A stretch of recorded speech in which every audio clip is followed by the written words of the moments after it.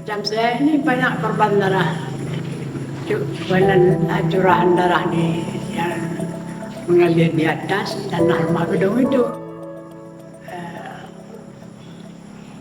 Maka bagi saya itu nggak setuju bangun masjid kah, ini kah, itu kah, nggak setuju. Karena itu merupakan lambang sejarah. Selainnya menurut saya dibikin sebuah monumen. Sekurang-kurangnya yang diisikan nama-nama orang yang sudah hilang aja.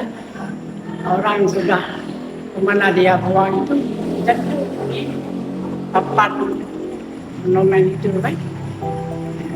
Kalau umpamanya macam program yang telah dirumus, masukan-masukan yang dikasih oleh orang Aceh sendiri, barangkali orang Aceh yang berdusta lidahnya itu